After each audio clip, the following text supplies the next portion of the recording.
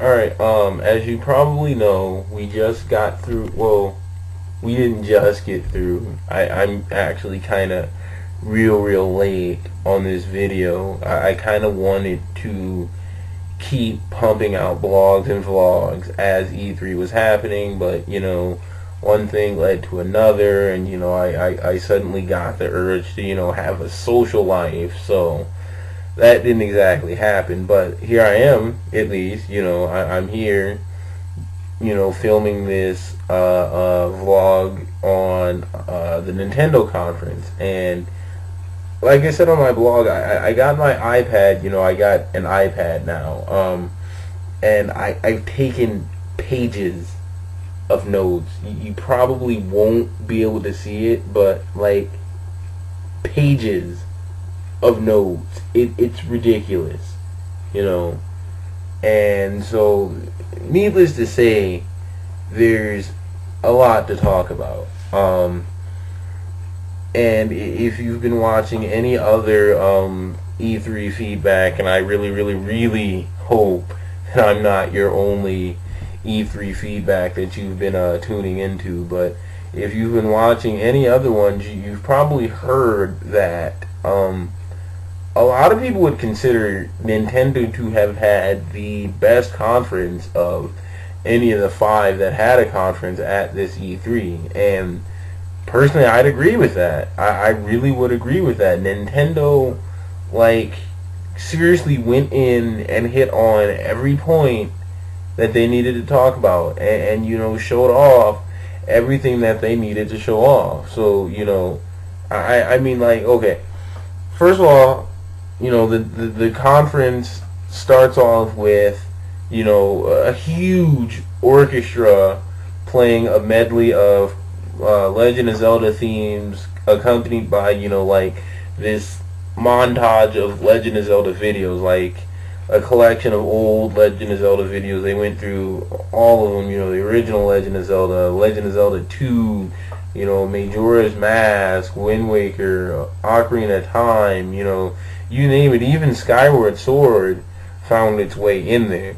And, obviously they did this because, as some people may or may not know, this was the 25th anniversary of Legend of Zelda.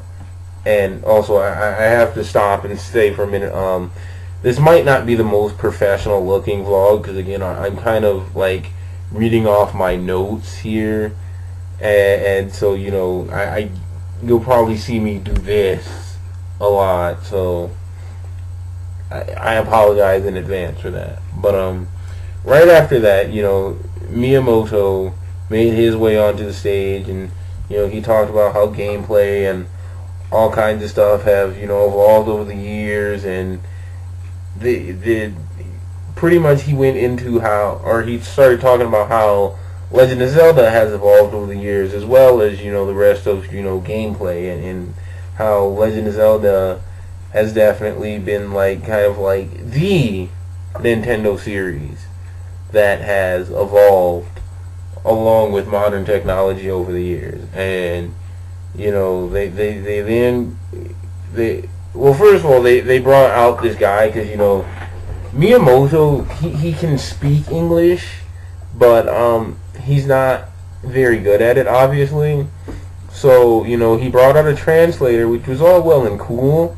And this is probably about the only negative thing I'll say about this conference, but the translator kept trying to talk as Miyamoto was talking, which made it really hard to understand what was going on.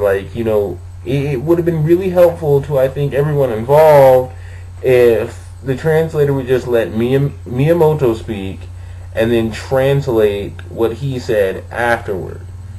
But regardless of that, they got the orchestra to play some of the more notable themes of the Legend of Zelda series, the Fairy Fountain theme, the item obtaining theme, and all kinds of stuff like that. They announced that Legend of Zelda: Link's Awakening would be available on the 3DS Virtual Console that very day, and sometime next week, they would be launching Ocarina of Time in 3D, which would also include the mirrored Master Quest version, and as well as, you know, actual Ocarina of Time. And then they finished with announcing that all 3DS owners would get a download of Legend of Zelda 4 Swords Adventure for free at some point in the future. And then, of course, you know, they had to address, well, what else? Skyward Sword. And, you know, if you've been paying even the lick of attention to this game, you know that there's actually been a rumor going around and debates going around whether or not Skyward Sword would be released in the Wii as intended, or if it would get pushed back to their new console. And, you know, the problem with that is that either way, it was kind of a win and loss for Nintendo. Like, I mean, the Wii, since the new system isn't coming out until next year, the Wii really needs something, like some sort of strong games to keep it alive. And, you know, it would definitely, it could definitely use Skyward Sword, but at the same time, you're looking at Skyward Sword would also be a huge launch title for the new system. So, you know, it was kind of a win-lose situation. Whichever one they went for, ultimately they did announce that Skyward Sword would still be releasing for the Wii and would come with a special edition gold Wii remote and, you know, Wii Motion Plus control. So yeah, one of the last Wii titles, as we can see, is going to be Skyward Sword. So, you know, and then there's that, and then they also announced that the orchestra that was playing the Legend of Zelda medley would be having concerts in each region around the world in the fall. He announced that the Ocarina of Time 3D soundtrack would be available for those who were first to register the game with Club Nintendo, and then a soundtrack based on the Zelda Symphony that they played, or that was going to play the concerts around the world.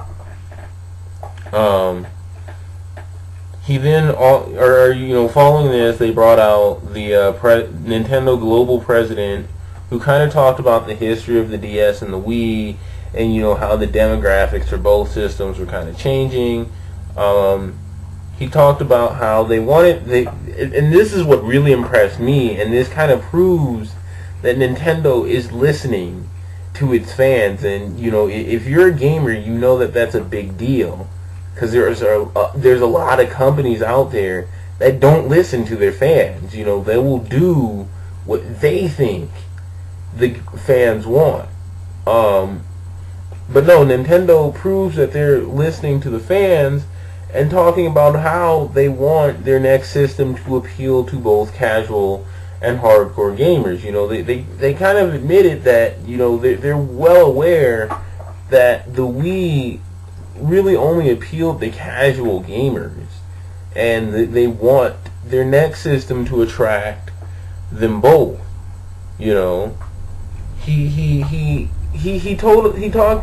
did mention he wasn't going to talk about the new system because that was next year, and he was out there mostly to talk about this year. So of course, you know, he wanted to talk about the 3DS, and, you know, they then showed off another short little video that kind of outlined what specific 3DS games they were going to talk about over this conference. And, you know, those included Mario Kart, Star Fox, Super Mario, Kid Icarus, and Luigi's Mansion.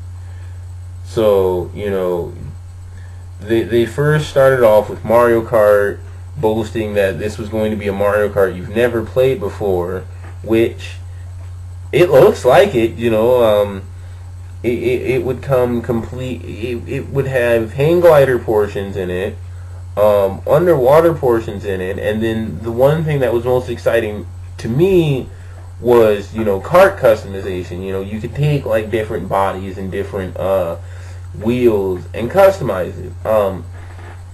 The one thing we were hoping for, and they haven't actually confirmed or denied this, but they didn't actually show it off in the promo.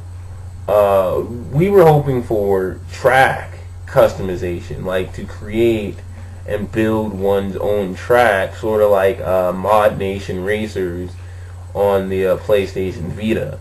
You know, we were really hoping for a track customization, and we're not going to say it's not in there, but if it is in there, they didn't show it off, which leads a lot of us to believe that it's not going to be in there. Following that was Star Fox 3D, which featured not only traditional button controls, but motion controls as well, where you could like tilt, move, rotate the system itself, and control your R-Wing that way. They also talked about how you'd be able to physically see the face of your friends during multiplayer. So yeah, you know, that little camera's going to be on there, and you get to see like the sweaty, pimply face of every nerd you meet online. Cool, I guess. Again, you know, Sean brought up a good point. Sean was hoping for a co-op version of like the single player campaign for Star Fox 64, and they didn't actually talk about it. Again, that's not confirmed or denied, but since it wasn't shown off in the promo, we kind of have to assume it's not.